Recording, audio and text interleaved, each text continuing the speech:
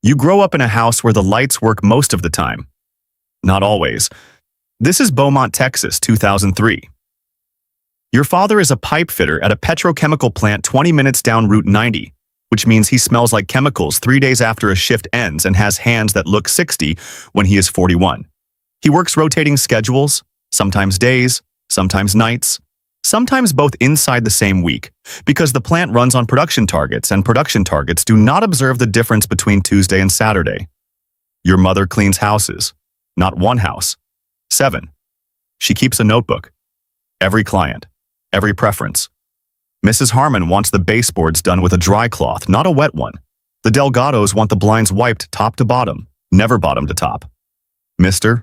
Sile Fairfield tips an extra $20 in December, and she writes that down too, not out of gratitude, but because gratitude without data is just a feeling, and feelings do not pay January's electricity bill. You are the oldest of 3, which means you are not quite a child and not quite an adult, and entirely responsible for the distance between those two things. You know which burners on the stove work and which one requires patience. You know the second shelf of the refrigerator is colder than the first, and that leftovers last longer there. You learn the arithmetic of survival before anyone teaches you arithmetic. The neighborhood is not dangerous. That is the word people use to make themselves feel better about it.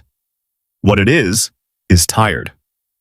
The kind of tired that accumulates across generations, that lives in the peeling paint and the chain link fences and the cars parked on lawns because the driveways cracked and nobody had the money or the energy to fix them. You are not poor enough for the social worker to visit. You are exactly poor enough for nothing. That is its own kind of education.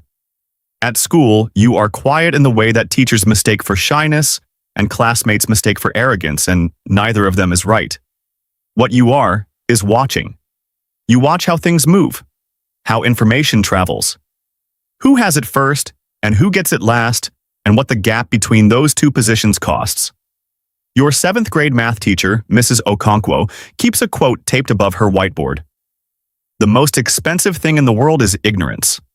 You copy it into your notebook, not because it inspires you, because it explains your parents, why they are not lazy. Your father has not missed a shift in 11 years. Your mother has not taken a sick day since before you were born. What they are is uninformed in the specific way that keeps people trapped. Uninformed about leverage, about systems, about the difference between selling your time and owning the thing that sells itself. You decide at 13 that information is the only exit that does not require luck. By 15, you understand compound interest not as a math concept but as a moral one. Time is the asset. Everyone has it equally at birth. The question is what you attach it to. You attach yours to learning. And the learning sits in your chest like a pressure looking for a release. You are 16 when you take a part-time job at a regional grocery distribution warehouse on the east side of Beaumont. Nights and weekends, the hourly rate is $2 above minimum wage, and $2 times 30 hours times 52 weeks is a number worth 4 months of electricity in your house. 3 weeks in, you notice the waste. Every Monday morning, the warehouse logs shrinkage. Product that arrived was stored and could not be sold because it expired before reaching a retail shelf. Across the 6 regional stores this warehouse supplies, shrinkage runs between 9 and 14% of total perishable inventory per week. 9 to 14%. Gone. Not stolen, not mismanaged by any single person. Lost inside the gap between what the software predicted and what the product experienced. You mention it to your shift supervisor. He tells you to get back to your station. You go back. But you spend the next 3 weekends mapping the pattern on graph paper from the dollar store because you do not own a laptop yet. You track which product categories shrink most, which delivery windows create the most exposure, which retail locations have the highest variance between forecasted and actual sales.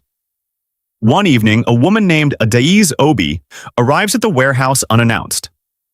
38. Supply Chain Consulting, Houston. She's 40 minutes early and standing near the loading dock when you walk past carrying a folder of graph paper that has no business being in a warehouse. She notices the folder before she notices you. What is that? You show her. She's quiet for a long time. Then, who asked you to do this? Nobody. Why did you do it? Because the number bothered me. She hands you a card, plain, and just her name and an email address. Finish your shift, then send me what you have. You send it at 11:47 that night from the school library computer. She responds in 3 hours. She has 14 questions. You answer all 14 by morning. That exchange becomes a 2-year education nobody issues credit for and nobody can take away. A daisy is not a mentor in the warm sense. She does not encourage you. She sends you problems. Real ones, from real clients, with real stakes, with your name removed from the analysis so it can sit inside actual boardrooms without anyone knowing. It came from a teenager in Beaumont who still has a curfew. You learn that the work being used is the only credential that matters at the beginning. You learn that the fastest way to earn access is to do the work that the people with access do not want to do. So you do that work. You get into the University of Houston on a partial scholarship. Business and information systems. You keep working for a days remotely. You sleep in segments not long enough to have a name. You eat from a meal plan supplemented with clearance items from the grocery store at 8 on Sunday nights, when the markdowns are deepest. You have done the math. By your junior year, you have identified the problem you want to solve. Not a startup problem. A real, structural, unglamorous problem that has been leaking money from mid-size food retailers for 30 years, because nobody with the technical skill to solve it also had the operational knowledge to understand where the leak was. You have both. The problem is perishable demand forecasting, specifically the gap between what inventory software predicts and what actually sells inside a 72-hour window across multi-location retail operations with inconsistent point-of-sale data. That gap costs the American grocery industry an estimated $31 billion per year in combined shrinkage and lost sales from over-conservative ordering. $31 billion sitting inside a problem that looks too unglamorous to solve. You build the first version across 8 months in your dorm room. Not a beautiful interface. A working engine that ingests messy, inconsistent sales data from multiple source formats, identifies the variance pattern specific to each store location, and generates a rolling demand signal measurably more accurate than anything the industry is running on. You test it against 3 years of historical data ADES gives you access to. The shrinkage reduction modeled is between 11 and 17%. You show ADES. She goes quiet in the way people go quiet when they are calculating something. This is too big to bootstrap alone. I know. I can make introductions. I know. You look at her. I am not taking equity from anyone who has not touched the problem. She makes the introductions anyway, without strings, because she understands that the best investments are sometimes relationships and not percentages. 3 angel investors. 1.4 million for 12% offered. You counter at 9, they come back at 11. You sign at 10.5. You graduate on a Friday. Your mother is in the 3rd row in the dress she saves for things that matter. Your father took a personal day, the first in 4 years, and sits beside her with his hands folded, looking at the stage with an expression you have never seen on his face before. It takes you until the walk across the stage to name it. He looks relieved. Not proud. Relieved. Like a man who has been carrying something very heavy for a very long time and has just seen the person he was carrying it for reach solid ground. You incorporate on Monday. The first 18 months are the best and worst simultaneously. Best because the product works. Worst because you are 22 and the company is your entire life in a way that sounds romantic from the outside and feels like amputation from the inside. In every morning belongs to the problem. There is a version of your early 20s that other people have, weekends that belong to themselves, relationships without expiration dates, the specific freedom of not calculating the opportunity cost of every hour. You watch it happen around you and feel not envy, something more precise. The recognition that you are choosing and that the thing you are choosing over is a kind of ordinary you will spend the rest of your life trying to remember clearly. By 24, you have contracts with 11 regional grocery chains across 412 store locations. The shrinkage reduction you are delivering averages 13.4%. In dollar terms, you are saving your clients roughly $260 million per year in perishable waste. And the business press has not noticed yet. That is fine. You are not building for the press. You are building for the margin. Series A. Series B. Each round a negotiation, and each negotiation a test of how badly you need the money. You file away the uncomfortable truth that the best time to raise is when you do not need it, which means the system rewards people who already have enough. You do not examine that too closely. You cannot afford to yet. The acquisition offer arrives on a Thursday morning. A phone call from an investment banker who speaks the way people speak when they have been trained to deliver large numbers without emphasis, as though emphasis would make the number less real. $2.4 billion. You are 26. You are standing in your Houston apartment kitchen, which is a good apartment but not extravagant, because you have always known that how a founder lives sends a signal to the people working for them. You listen. You ask 3 questions. You say you will call back. You negotiate for 11 days. You get it to $2.7 billion. The wire clears on a Tuesday. You look at the confirmation on your phone for about 30 seconds. Then you put the phone face down on the table and stand at the window and wait. You wait for the thing you have been running towards since a kitchen in Beaumont where the lights worked most of the time. The arrival feeling. The exhale of a man who has been holding his breath for a decade. You wait 2 minutes. Then you go to the kitchen and pour a glass of water because your mouth is dry, and you drink it standing at the sink and the number is still in the phone on the table, and you are still the same temperature you were before you looked at it. The hum starts here. Low. Sourceless. Like a refrigerator running in a room you are not in. You expected trumpets. What you get is a hum. You buy your parents a house. Your father walks through every room with his hands slightly out from his sides, like a man on a boat not yet sure of the balance. He touches door frames. He tests light switches more than once. Your mother stands in the kitchen and opens every cabinet and then stands at the sink and cries in the quiet way she has always done everything, without performance, without asking for anything in return. This is the only moment in the entire year that feels exactly the right size for what happened. Everything else is too small or too large or tilted slightly wrong. This moment is level. Your brother's student loans disappear on a Monday without announcement. Your mother's knees get the surgery she has been delaying for 4 years. Your father gives notice at the plant after 31 years without a speech, shakes hands with people he's leaving, and drives home in the middle of the day for the first time in 3 decades and drinks coffee slowly. Money fixes the visible wounds. That part is real, and anyone who tells you otherwise has never been poor. But the fixing stops somewhere.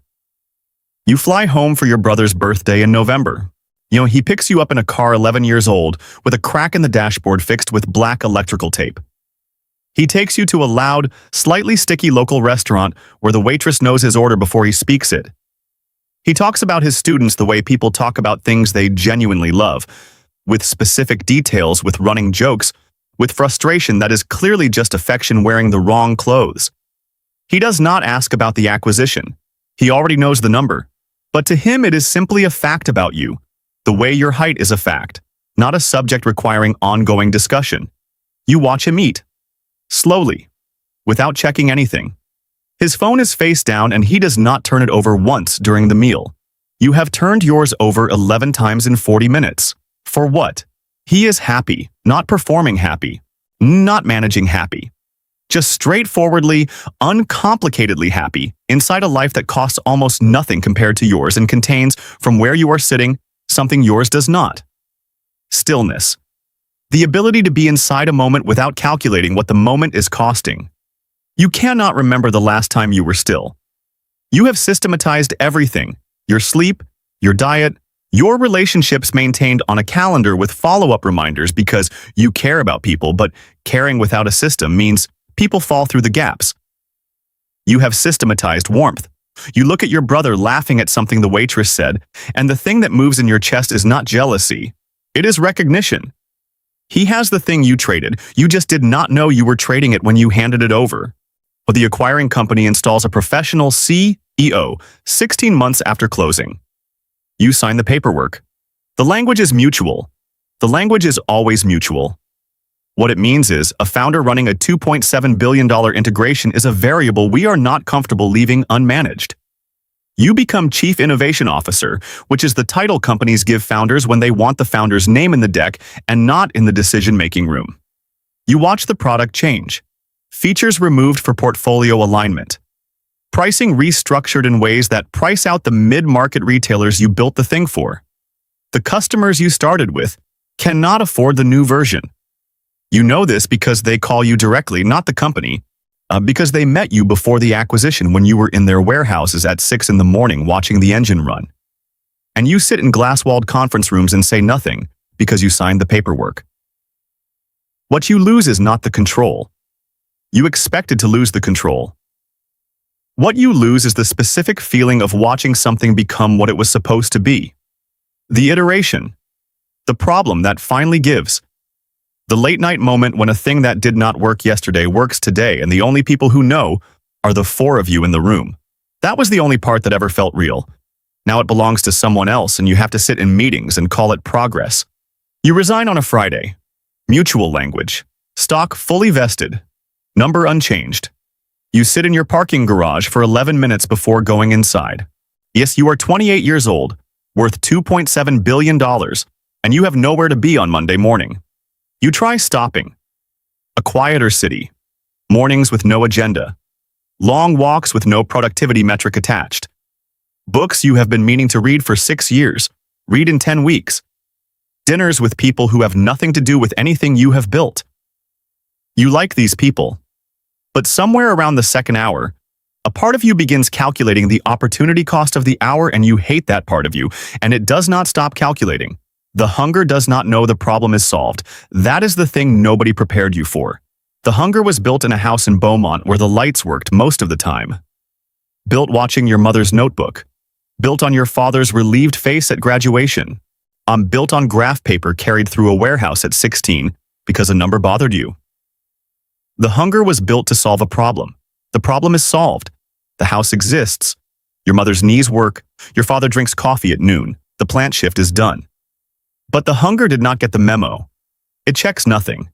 It reads no account balances. It just runs. 4 months after you resign, you start building again. New city. New problem. A structural gap in healthcare supply chain, specifically the disconnect between hospital procurement systems and pharmaceutical distributor inventory visibility. A gap costing the American healthcare system an estimated $19 billion per year in emergency order premiums and expired stock write-offs. You have been thinking about it for 2 years. Now you look at it directly. The seed round closes in 11 days. At the first all hands, 31 people are looking at you and you feel the hum again. Low, sourceless. The refrigerator in the other room. You are 28 years old. You have done this before. You will do it again. You already know. You are in a board meeting. New table, new city, someone presenting projections you have already reviewed twice.